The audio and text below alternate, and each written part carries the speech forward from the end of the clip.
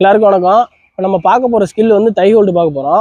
தை ஹோல்டை பற்றி நான் ஏற்கனவே பெரிய வீடியோ ஒன்று எடுத்து போட்டிருக்கேன். இப்போ தை ஹோல்டில் வந்து மொத்தம் நாலு ஸ்கில் இருக்குது. அந்த 4 ஸ்கில்லை வந்து எப்படி தெளிவான முறையில் பண்ணுறதுன்னு நான் ஒவ்வொரு ஸ்கில்லாக எக்ஸ்பிளைன் பண்ணி சொல்லித்தரேன்.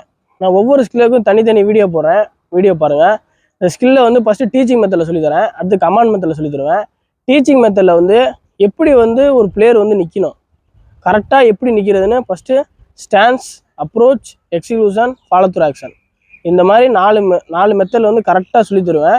அடுத்து வந்து கமாண்ட் மெத்தடில் வந்து எப்படி பண்ணுறதுன்னு விசிலை வச்சு நான் உங்களுக்கு சொல்லித்தரேன். ஓகே, வீடியோ பாருங்கள். Stance, leading leg face to lobby, leading leg face to in line. Approach அப்போ நம்ம ஃபுல்லாக வந்து பிளேயர் வந்து ஃபோக்கஸ் பண்ணியிருக்கணும். அல்லாமல் ஸ்டான்ஸில் வந்து நீங்கள் வந்து இப்போ நிற்கிறப்ப டைனர் ஸ்டான்ஸில் நிற்பீங்க. இந்த ஸ்டான்ஸோட பேர் வந்து பாக்ஸர் ஸ்டான்ஸ்.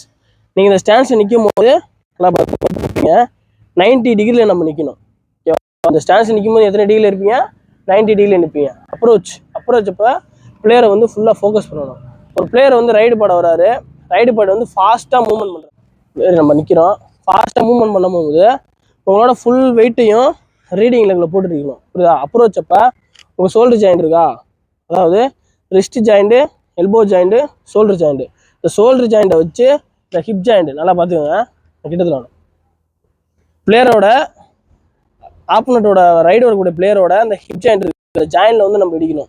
இந்த ஜாயிண்டில் வந்து நம்ம ஷோல்டர் ஜாயிண்ட்டை இடிக்கிறனால அவரால் ஃபாஸ்ட்டாக மூவ் பண்ண முடியாது.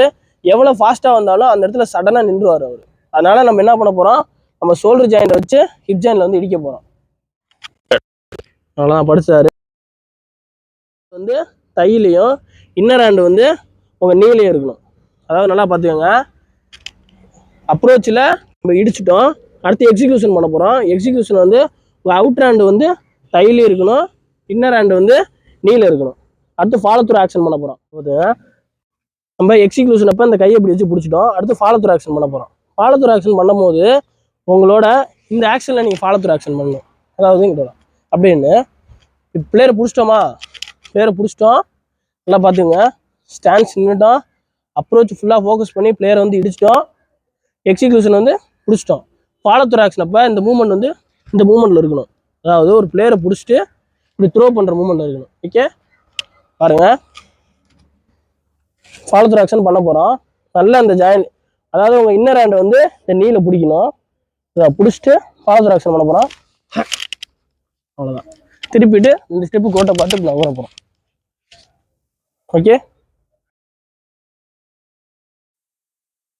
இப்போ நம்ம வந்து தை ஹோல்டை வந்து எப்படி டீச்சிங் மெத்தடில் பண்ணுறேன்னு உங்களுக்கு சொல்லி கொடுத்துட்டேன். அடுத்து எப்படி கமாண்ட் மெத்தடில் பண்ணுறதுன்னு சொல்லித்தரேன், வீடியோ பாருங்கள். ஓகே.